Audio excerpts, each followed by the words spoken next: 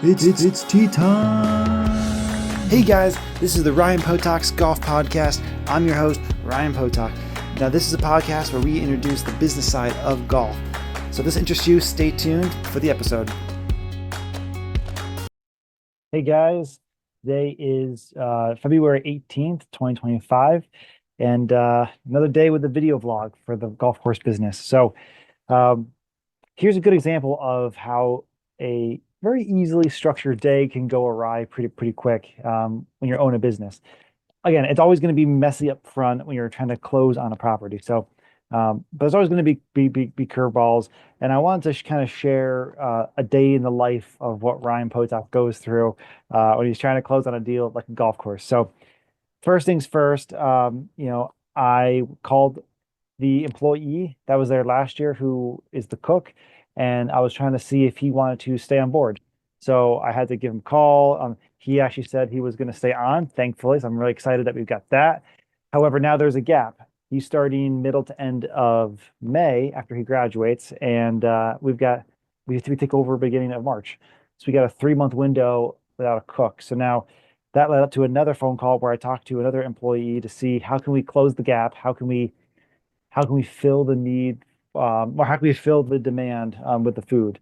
So trying to coordinate all that kind of stuff, and then passing that on to my partners and investors in on this deal. Uh, Step two, I got notice from my SBA, SBA small business consultant. He's helping me out with basically helping me find the different levers to pull to close on this loan with the SBA lending. And I need to add the SBA as collateral to my term life policy, something like that. I don't know the exact verbiage of it, but it's basically taking an assignment of collateral policy and signing it. But not just that, I had to go get it notarized. So I had to step out of my office, take this form, send it to them. They printed it out. I then signed it. They notarized it. Then they faxed it to my insurance company. And then I went back to my desk after all of this and had to coordinate with the insurance broker to kind of show them what I need to have done.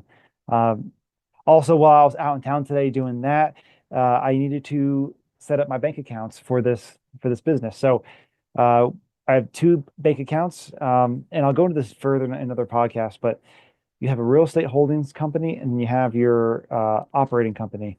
Each company for this business has to have a bank account. So I went to the bank, signed some paperwork, got that bank account going, moved some money into it, and got that done. Then when I came back, I needed to get the ball rolling so that way we can get the barn built day one, or at least within the first few weeks of owning the property, so we can get renovations going. So I was coordinating with the contractor, um, basically get things going. When can we meet? How can I guarantee you're coming in? What do I have to sign? All that kind of stuff. And then after that, I was checking in with the attorney, end of the day here, checking in with him, making sure we're still on track for the closing on the 28th, making sure the liquor license transfer is still happening. And yeah, and then I had a fun networking call with another MIH mastermind member in real estate, going over the ins and outs. So all that said, there's a lot going on there, but I don't want you to feel overwhelmed. There's a lot going on with this transaction. It's not just a simple piece of real estate where you buy it, you have your simple closing costs and all these different things.